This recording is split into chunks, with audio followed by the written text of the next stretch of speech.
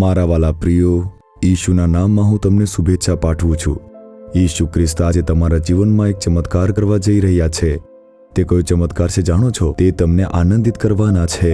શું તમારી ખુશી પર અસર થઈ છે? તે કેવી રીતે જાણે છે? ઈશુ ખ્રિસ્ત બધું જ જાણે છે। તમારા હૃદયમાં આનંદ ઉપર અસર પડી છે। તમારા ઘરની અંદર આનંદ ઉપર અસર પડી છે। તમે ચિંતામાં છો, પૂછો તો આવું કેમ થઈ રહ્યું છે? કંઈક તમારા આનંદ ઉપર અસર કરી રહ્યું છે, ખરું ને? પ્રભુ કહે છે, હું તમને આજે આનંદિત કરીશ। આવી રીતે આજે જ હમણાં તે આનંદ પ્રભુ આપવાના છે। પ્રભુ કહે છે યર્મિયા 31મો અધ્યાય 13મી કલમમાં, હું તેઓના શોકને આનંદરૂપ કરી નાખીશ, તેઓને દિલાસો આપીશ ને તેઓનું દુઃખ દૂર કરીને તેઓને હર્ષિત કરીશ।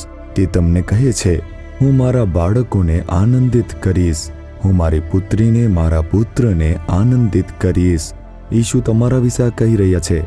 આપણા આનંદ પર શું અસર કરે છે? પહેલું છે દુઃખ। કોઈ વાતની દુઃખ તમારા હૃદયને ખૂબ જ અસર કરી રહી છે।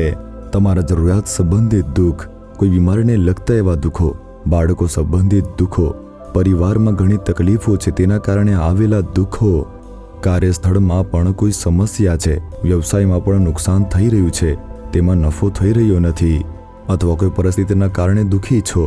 ઈશુ કહે છે કે હું તે શોકને બદલીશ, હું તમારા શોકને આનંદમાં ફેરવીશ। આમ પ્રભુ વચન આપે છે, તમારો શોક દૂર થશે, આજે એક ચમત્કાર થશે, તેથી તો તમારી સાથે વાત કરે છે।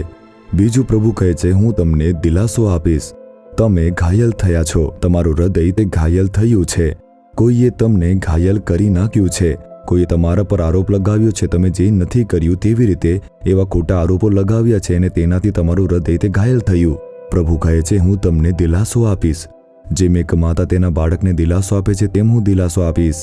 પ્રભુ કહે છે, હું દિલાસો આપીશ દીકરી, હું દિલાસો આપીશ દીકરા, હું તારા ઘા રૂઝાવીશ। આવી રીતે પ્રભુ કહી રહ્યા છે। આગળ પ્રભુ કહે છે, તમારું દુઃખ તે દૂર થશે, તમારું હૃદય તે વ્યથિત છે, ઉછળેલું છે, તે મૂંઝવણ ભર્યું છે, તેમાં ખૂબ જ દુઃખ ભરાયેલું છે, શું કરવું ખબર નથી। પ્રભુ કહે છે, હું તને આનંદિત કરીશ।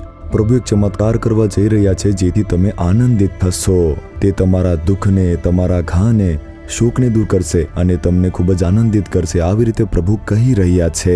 એટલે વધસ્તંભ પર ખીલ્લા મારવા પોતાને તેમણે સમર્પિત કર્યું। તેમણે વધસ્તંભ પર આપણા દુઃખને સહન કર્યા, આપણા ઘાને તેમણે સહન કર્યા છે, આપણી મુશ્કેલીઓને તેમણે સહન કરી છે। વધસ્તંભ પર તેમણે આપણા દુઃખનો અનુભવ કર્યો છે, મરીને ફરી સજીવન થયા।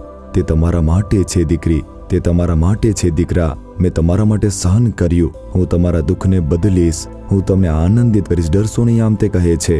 મારા હૃદયમાંથી તે દુઃખને તમે દૂર કરો પ્રભુ, મને દિલાસો આપો, મારી તકલીફ દૂર કરો, મને આનંદિત કરો। આવી રીતે 1 મિનિટ પ્રાર્થના કરો, તમારા હૃદય પર હાથ રાખો, હે પ્રભુ કૃપા કરીને આ દીકરીને જુઓ, દીકરાને જુઓ, તેઓ દુઃખી દેખાય છે, તેઓ ઘાયલ છે, પરેશાન છે, તેઓ ખૂબ જ દુઃખી છે પિતા, તમે તે બધું બદલી નાખશો, આનંદિત કરશો, આમ તમે કહ્યું છે।